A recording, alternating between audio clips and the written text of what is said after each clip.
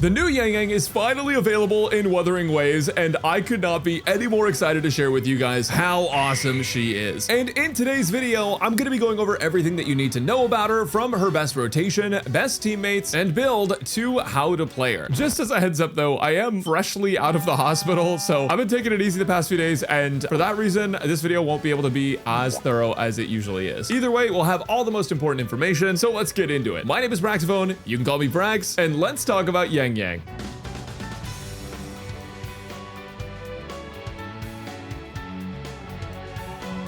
Seeing the Yangyang glow up is absolutely amazing because so long ago she was just a yearner and now she's a yearner with aura.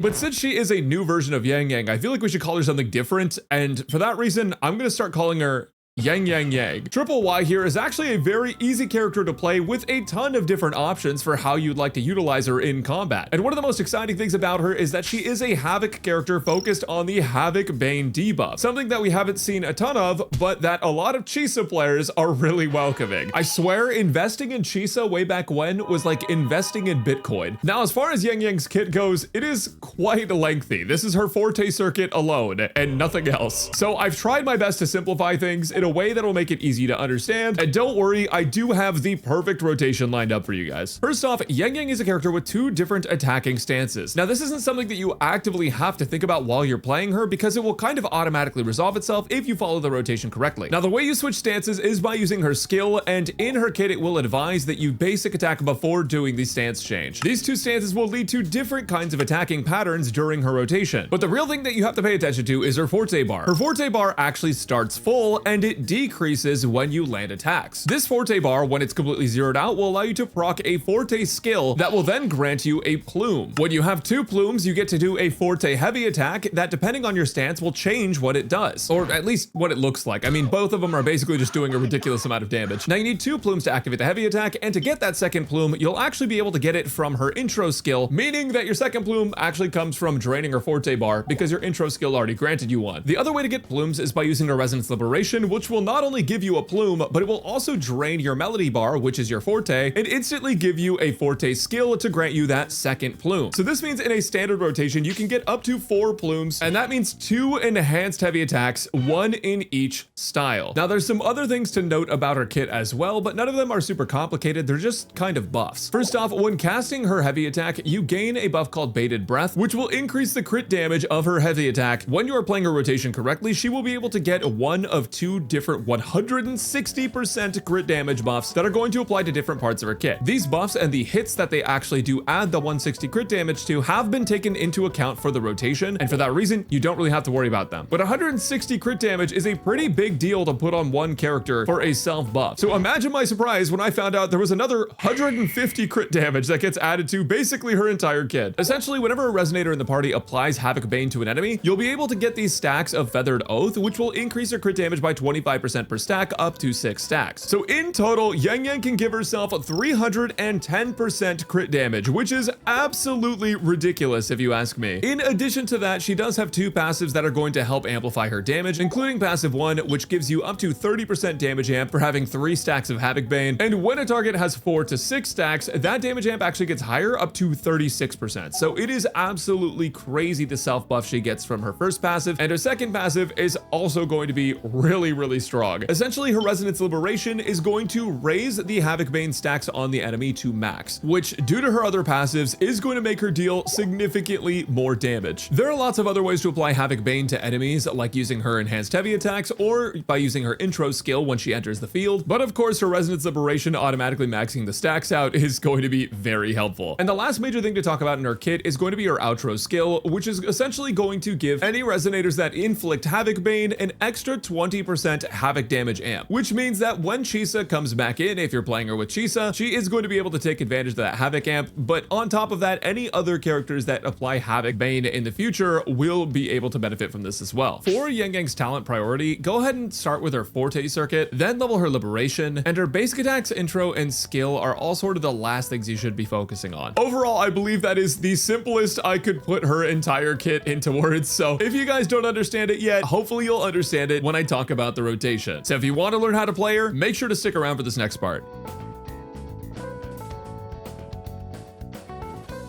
Each team you play's rotation will differ, but for now, as of Yangyang's release, I want to focus on our best team with Chisa and Rebecca. I expect her best in slot team to change very quickly though with the release of future characters, so keep that in mind. Also, for the purpose of this video, also keep in mind that due to a lack of striking dummy or something to practice combos on in Wuthering Waves, it's nearly impossible to have a 100% consistent rotation, and some adjustments might need to be made to get all of your energy, forte, and hits in depending on what the boss is. I absolutely hate this thing. Either way, Yangyang's field time is really simple but feels unique and fun. When it's triple wise turd, you're gonna bring her on field with an intro skill to gain a plume and apply Havoc Bane, and immediately use her Echo, which will grant her 12 Havoc damage bonus and 12 heavy attack damage bonus immediately. Then you'll want to use her full basic attack combo, basic 1, 2, 3, and 4 to drain out her melody bar, which is her forte gauge. Then immediately use her forte skill, which will swap her to her other stance and gain her second plume, allowing you to heavy attack. Follow up with her forte heavy attack and mash basic attacks until the animation finishes. This one is quite long and deals a lot of damage. Then you can use her Resonance Liberation, though in this recording I ended up tune breaking first. So go ahead and use her Liberation to not only deal damage and gain a plume, but also instantly drain all of her melody, allowing you to forte skill again to swap stances and grant her her second plume. After that, use her new forte heavy attack that's up because of your 2 plumes, and outro skill to start the cycle again. In other words, intro and echo skill, followed up with basic attacks 1, 2, 3, and 4, then her forte skill, her forte heavy, and mash basics, then use her Resonance Liberation, followed by her forte skill again, followed by her forte heavy attack again, and outro skill. It's arguably less complicated than other characters because everything is nice and even and aligns well, though there's definitely more text in her kit than a lot of others. Now, with the full team of Chisa and Rebecca, you can expect something like this for the full rotation. You'll start with Chisa's skill and basic attack 3, which is only needed for the opener, then move to her Echo, Resonance Liberation, basic attacks 2 to 4, then enhanced skill, enhanced basics 1, 2, and 3, and you can outro from there. Then Rebecca will enter the field and she'll use her intro skill, basics 1, 2, and 3, then skill to swap to her pistols, and in her first rotation only use basic attacks 1 and 2, but every rotation after you don't have to do that on pistols. You immediately go into heavy attack for her forte circuit, then use her Echo right before Resonance Liberation. You can spam left click through her Resonance Liberation if you want. I think it automatically just plays it for you though, but the main thing that you want to do is swap cancel on the last hit, so as soon as your other characters are available, you want to swap to Yangyang with her outro skill. Then Yangyang comes in, intro skill plus Echo, basics 1, 2, 3, and 4, forte skill, forte heavy, and mash basic attacks, liberation, forte skill, forte heavy again, and outro. Hopefully you guys got all that. It seems like a lot, but honestly, if you've been playing WUWA for a while, it should come easy, and if not, then I guess just leave it up on your screen while you practice it if you can.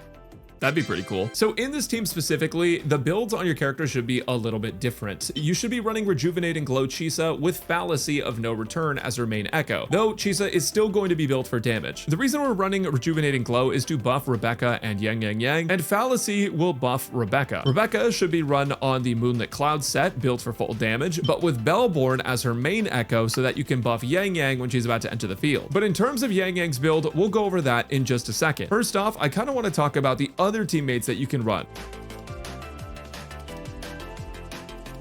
There are a heck of a lot of people that skipped Chisa, and honestly, I can't really blame you. When she came out, it wasn't a great time for her. But now she has this really cool skin, and I can see 2 huge reasons why you all will be pulling. If you don't have Chisa, you can always use Mornier, Shorekeeper, or Verena in her slot. The downside of not using Chisa is that you're not going to have as much consistent Havoc Bane application, and Yangyang's outro skill won't be able to give any benefits to Mornier, Shorekeeper, and Verena in the same way that it does for Chisa. But all 3 of these characters can be fine, especially with Mornier being so strong right now. Shorekeeper does get a little less value with Yangyang than other characters though, because Yangyang gives herself so much crit damage that crit value in general tends to fall off a little bit, but she still is going to be better than Verena in my opinion. Now Yangyang is basically a full-on heavy attacker, which means that there are going to be specific characters that benefit her more than others, and those would be characters like Yuno, Furlova, and Mortifi, who can all add a heavy attack damage amp to the next character. Funny enough, Rebecca from the Cyberpunk collab is going to be the best partner for Yangyang right now as of her release, just because of the 15% all damage amp that also gets to stack with the heavy attack damage amp from her outro skill. But these three characters can work, though Rebecca is free, so I'm sure most of you have her. Now, as for some other teams, if you just want to look at pre-constructed ones, Chisa, Yuno, and Yangyang is an amazing team because not only is Yuno one of the best looking characters in Wuthering Waves, the new Yangyang also looks good, and as mentioned before, I mean, they're looking right at me, bro. Mornye, Pra, and Yangyang can also be another great team. There's actually one more team that I wanted to mention, which is going to be the Chisa, Lene, and Yangyang team, which is essentially her second best in slot team, just because Lene adds so much value ever since Toon Break was introduced, and Lene just got a huge buff.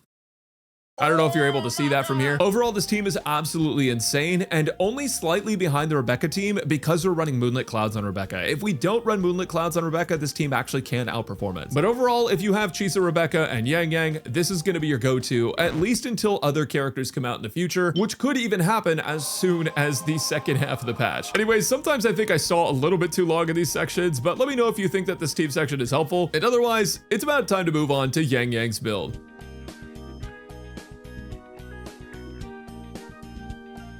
So when it comes to Yangyang's build, it's actually pretty standard as far as WUWA characters go, but there's a couple things that you do want to keep in mind that make her a little bit different from the others. But first off, just for the basic build, you do want to be using 1000 Puppet Pavilion, which is going to be the echo that gives her 12% havoc damage and 12% heavy attack damage bonus, which is going to massively help her damage output, and when you use it, it doesn't take any field time at all, so overall, it's just really solid. This comes as a part of the Song and Feathered Trace set, which looks really long, except only half of this effect actually applies to her. Essentially, you're going to get 10% energy regen, which is nice, but on top of that, you'll be getting a massive 20% crit rate and 35% increase to heavy attack damage bonus whenever you inflict Havoc Bane. And since you'll be doing that with Yangyang pretty consistently, you'll basically just get a free 20% crit rate, which is going to massively help your final stats and almost always make you want to run crit damage on the main stat here. When you're running this set, overall, go ahead and focus on a crit damage or rate main stat, but most likely you're going to be on crit damage, 2 Havoc damage 3 costs, and 2 attack 1 costs. This is the standard way to build most Wuthering Waves DPS of the game, but you can run an attack instead of Havoc damage 3 cost if you want to, especially if it has better stats than your Havoc damage ones. The only time you wouldn't want to run crit damage on your main stat is if you're running a crit damage main stat weapon, because your goal should be to balance out crit rate and crit damage relatively well to each other. And since she's going to have 310% crit damage already added to most of her damage in her kit, the thing that's actually more important is that you get her crit rate to around 80% and then run this set so that way you can get an extra 20% crit rate, putting you at roughly 100% crit rate to whatever crit damage ratio you have. Anything over 100 crit rate doesn't matter, and if you're using the correct set, you only want to get her up to 80%, but you do want to make sure you get that if you have the right stats and pieces to do it. As of right now, I don't have any way to get up to 80% without overcapping my crit rate massively, so this is my final stat set. The other stat to watch out for with Yangyang is that you do want her to get up to 122% energy regen if you want her to work in basically every team combination that I suggested earlier. Some of these suboptimal team compositions do require her to have up to 122 energy regen, and some of the more optimized teams only require 109%. Overall, go for 22%, but honestly, no reason you can't have more either. Oh, and kind of unrelated, but I just thought this was really cool. Shout out to Razor for sending me this super awesome Denya setup. I've been out of the country and living it up just a little bit, and I would not be able to make these videos if I didn't have this super awesome chair, mouse and keyboard, and desk mat that were all Denya themed. Them being Denya themed specifically is really important, guys, trust me. Never been afraid to shy away from the color pink. I think pink is awesome, but even more importantly, I just think Denya is such an amazing WUWA character. I love both of her forms, and she was the character that I broke free to play for, so I found it fitting. But thanks again, Razor and Wuthering Waves. That was really cool. That chair was a ton of fun to build.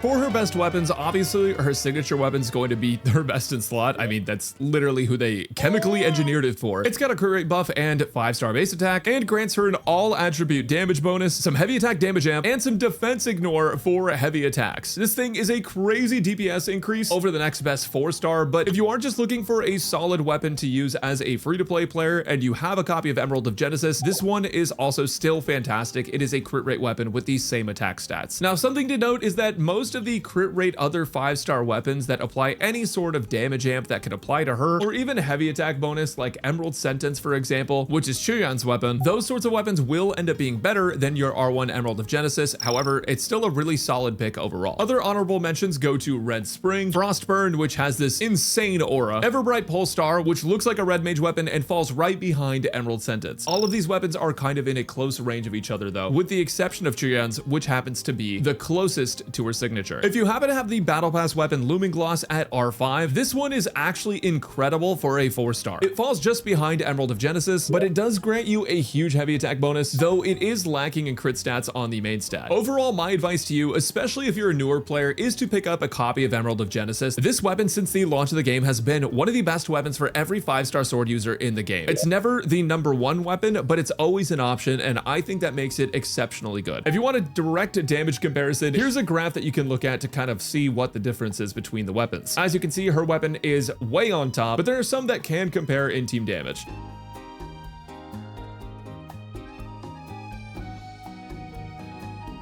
Now, I know a lot of people are really big fans of Yangyang, but just never really got too many reasons to use her. But now that we have a stronger version, I think a lot of people are going to be pulling for sequences, so it's worth kind of going over those and telling you what to expect with each one. So if you're looking for damage value, S1 and WUWA almost always give some kind of interrupt resist and a little bit of damage bonus. Or maybe not damage bonus, but bonus damage. I hope you understand what I mean. Most of the time, the bulk of their damage is packed into S2 and 3, or S1 through 3 will combine to make the same damage increase as S6. S1, in Yangyang's case, is going to stagnate nearby enemies when she uses her enhanced skill, and it will also increase the damage that it deals by summoning a Shadow of Xuanling. And of course, the interrupt resist is there. Now, her S2 does add more damage than her S1, but mostly just because it's going to instantly allow her to forte heavy attack, regardless of her situation, whether she was just revived or if she's been out of combat for a while. It's also really nice for overworld traversal, though I don't know how many people are focused on that, but it's a decent sequence. Her third sequence is going to be her biggest change before S6 because it's going to amplify her Resonance Liberation damage by 175% and allow her to stack even more Havoc Bane on enemies than the initial limit of 6. She'll also be able to apply extra stacks of Havoc Bane when doing any of the attacks listed here, which overall just means that she's able to apply more, reduce their defenses even further, as each stack of Havoc Bane will reduce their defense by 2%, and overall dish out a lot more damage. S1, 2, and 3 in total will add about 47% more damage to your Yangyang overall, but then S4 and 5 fall off quite a bit, because S4 is just going to be a support sequence that adds 20% attack to the rest of the resonators on your team. Obviously, it's good for your other character's damage, but it's not a huge buff. S5 adds literally no damage, and I'm not sure why they put this in here, to be honest. This is basically just, if she gets knocked down, she doesn't get down. She actually just gains 50% of her max HP and then gets immune to damage for 3 seconds, and it can be triggered once every 10 minutes. I don't really think this is that crazy. I would have rather them have put like literally anything else in here. Like if you find a green crayon on the floor, she does 24% more damage, probably would be more helpful than this. But that doesn't matter because they know if you go to S5, you're definitely getting S6, which is going to be the biggest damage increase for her due to the massive heavy attack damage increase you're going to get for applying Havoc Bane. You're already getting a 40% heavy attack damage increase. And on top of that, whenever you apply literally any type of negative status that is one of these main elemental ones, Glacial Chafe, Fusion Burst, Electro Flare, Arrow Erosion, Spectral Frazzle, or Havoc Bane, you're gonna summon a Shadow of Xuanling to attack enemies for even more damage. The cool thing about this is that it's guaranteed to be a crit, though it doesn't really matter too much just because she already had 100% crit rate, so it doesn't really make that big of a difference. It can be summoned once every second and expires after being summoned 5 times. Basically, you just get to summon a bunch of these, and overall, the summon charge reset happens after 25 seconds, so basically once per field time, she can get 5 of these up, and with the addition of that heavy attack damage, you're going to be seeing a massive jump in damage overall. If you want to see a direct comparison of her sequences, this is about what you can expect per sequence node, and overall, if I had to suggest a sequence node to stop at that wasn't 6, it would definitely be 3. But if you're just trying to decide between S1 or her signature weapon, I would highly recommend going with her signature weapon over S1 because the damage increase from that is absolutely insane. And though S1 does add damage and quality of life, I do feel like the lack of immunity to interruption hasn't really affected me during her main combo sequences. So I definitely recommend her weapon over sequence 1, but that's just my opinion. Anyways, thank you guys so much for watching this video. I did have to rush to put it together after my my fun hospital outing, so I don't think I was able to go in detail as much as I normally would like to, but overall I do think we hit all of the main points that were necessary to talk about Yangyang, and I hope you all learned something from it as well. Thanks for watching, and I'll catch you guys next time.